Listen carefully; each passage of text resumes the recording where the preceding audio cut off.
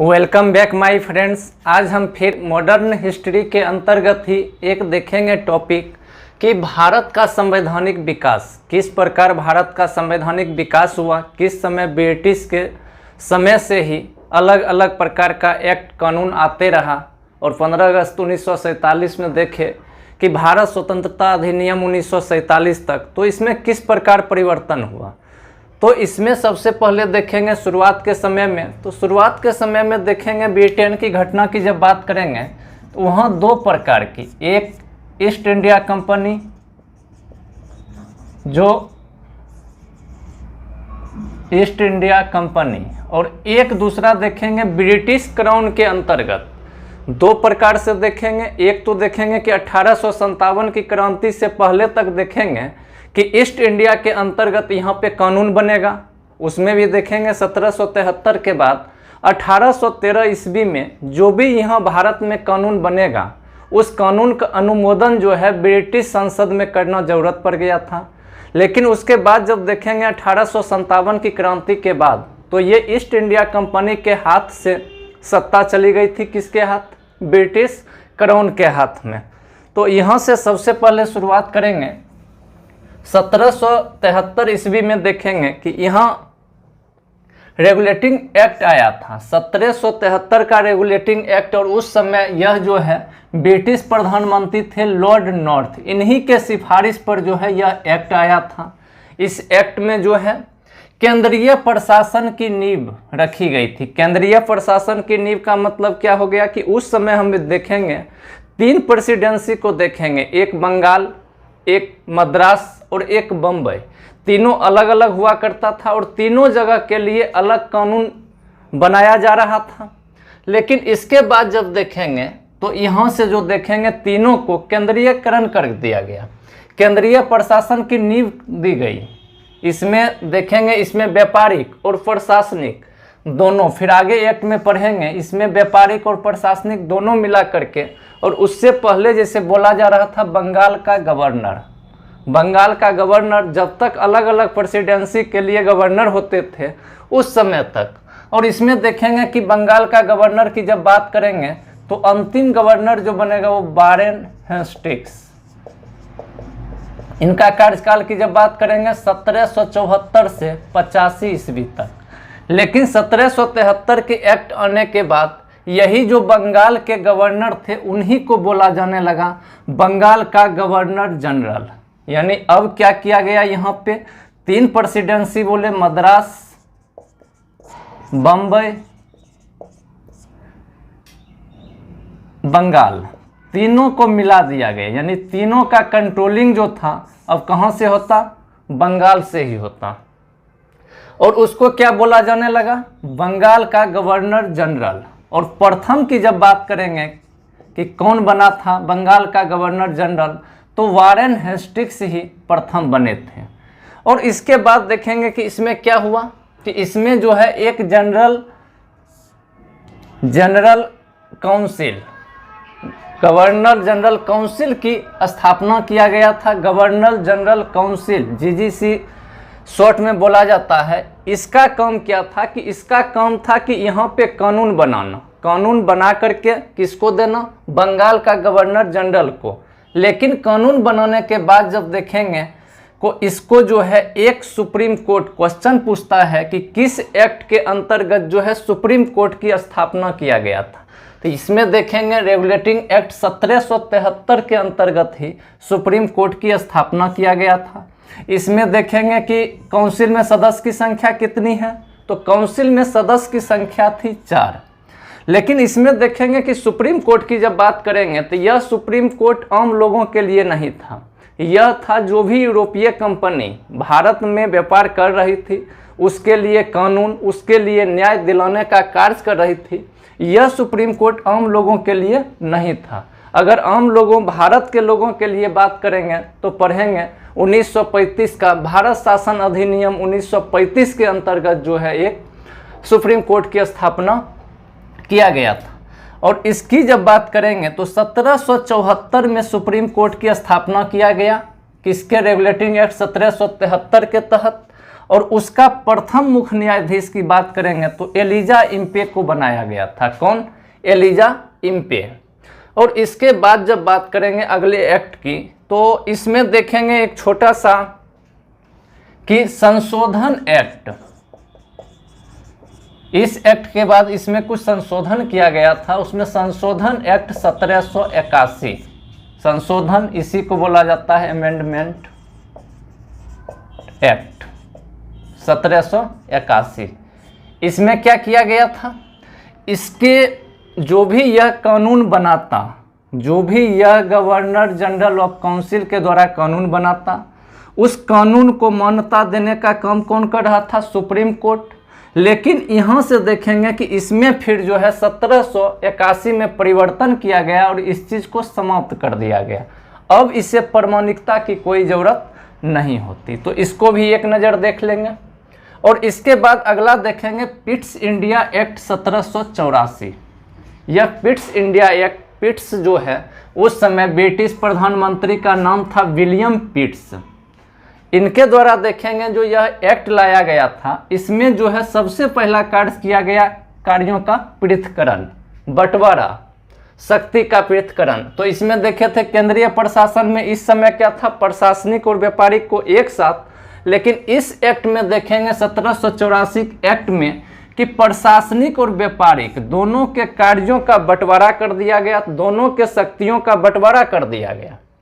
उसके बाद जब बात करेंगे कि कंपनी द्वारा अधिगृहित भारतीय राज्य, कंपनी जहां जहां जितना भी भारतीय राज्य को अधिगृहित किया था उसका एक जो है वैधानिक दस्तावेज जो है वह प्रस्तुत किया गया और कागजी नियम से वह ब्रिटिश शासन के अंतर्गत हो गया था। और इसके बाद एक क्वेश्चन पूछता है, यहाँ देखेंगे board of control. Board of control की स्थापना किया गया था किसके तहत? पिट्स इंडिया एक्ट 1784 के तहत ही। किसका? इसी को बोला जाता है नियंत्रक मंडल। यह एक नियंत्रण रखने के लिए एक्ट लाया गया था जिससे कि बंगाल के गवर्नर जनरल पर भी नियंत्रण रखा जा सके। और इसमें देखेंगे कि सदस्य की संख्या कितना? 6 रखा गया था। तो ये भी याद रखेंगे कि बोर्ड ऑफ कंट्रोल की स्थापना किस एक्ट के तहत हुआ था? तो पिट्स इंडिया एक्ट 1784 के तहत। इसके बाद देखेंगे इसमें एक संशोधन एक्ट, इस एक्ट के बाद 2 साल के बाद संशोधन किया गया था।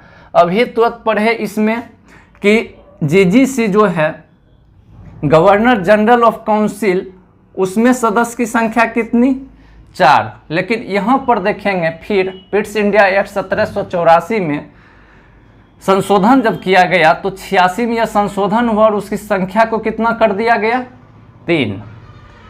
इसके बाद फिर देखेंगे कि इससे आगे जो आएगा चार्टर एक्ट 1793। कौन सा? Charter act 1793। इसमें क्या हुआ कि कंपनी के व्यापारिक अधिकार को 20 वर्षों के लिए बढ़ाया गया। कंपनी जो व्यापारिक यहाँ से अधिकार दिया गया था, उसको शक्ति दिया गया था, उसको फिर से जो है 20 वर्ष के लिए बढ़ा दिया गया।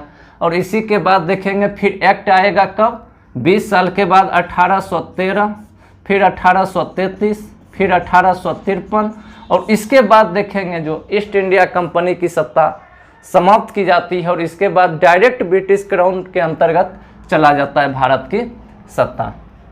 तो इसमें 2 कार्य किया गया, एक तो 20 वर्षों के लिए बढ़ाया गया। यहाँ से क्वेश्चन पूछता है किस एक्ट के तहत व्यापारिक कंपनी के कार्यकाल को 20 वर्षों के लिए बढ़ाया गया था? तो चार्टर एक्ट 1793।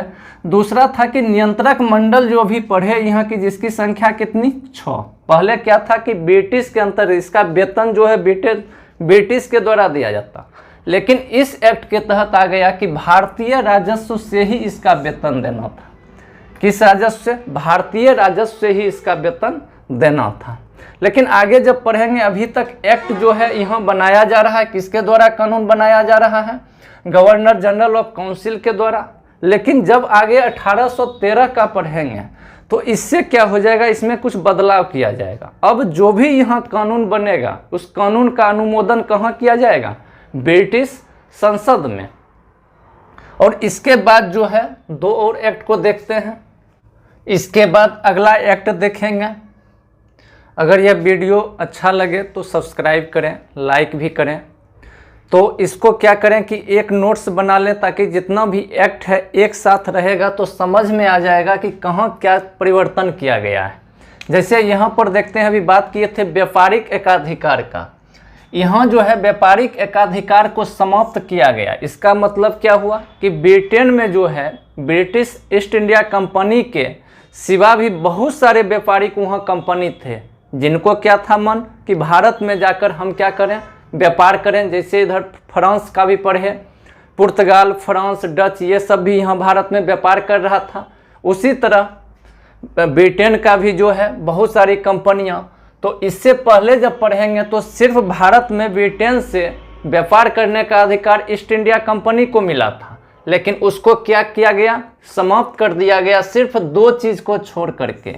एक, चाय पर से कोई भी कंपनी जो है, ब्रिटिश कंपनी जो है चाय का व्यापार नहीं कर सकती थी, सिर्फ ईस्ट इंडिया कंपनी कर सकती थी। दूसरा क्या था कि चीन के साथ भी सिर्फ ईस्ट इंडिया कंपनी व्यापार कर सकता था, अन्य कंपनी कोई व्यापार नहीं कर सकता था। ये सिर्फ अधिकार बना रहा, बाकी सबका जो है अधिकार को समाप्त कर दिया गया।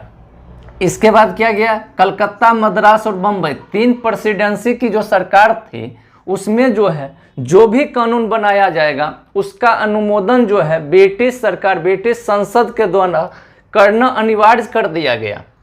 फिर जो है इसके बाद 20 वर्षों के लिए पुनः राजस्व और नियंत्रण का अधिकार बढ़ाया गया। पहले भी देखिए, इससे पहले 20 वर्षों के लिए तो 1793 में आया था, उसके बाद 1813 और फिर देखेंगे 1833 और फिर 1853 और उसके बाद चला जाएगा किसके अंतर्गत, ब्रिटिश क्राउन के अंतर्गत। उसके बाद क्या हुआ कि शिक्षा के विकास के लिए 1 लाख रुपया वार्षिक धनराशि का, ये क्वेश्चन पूछा है कि ब्रिटिश ईस्ट इंडिया कंपनी के अंतर्गत किस एक्ट के द्वारा जो है शिक्षा के लिए 1 लाख देने का लक्ष्य रखा गया था प्रत्येक वर्ष। तो चार्टर एक्ट 1813 में आया था कि 1 लाख रुपया जो है शिक्षा के विकास के लिए भारत में खर्च प्रत्येक वर्ष किया जाएगा।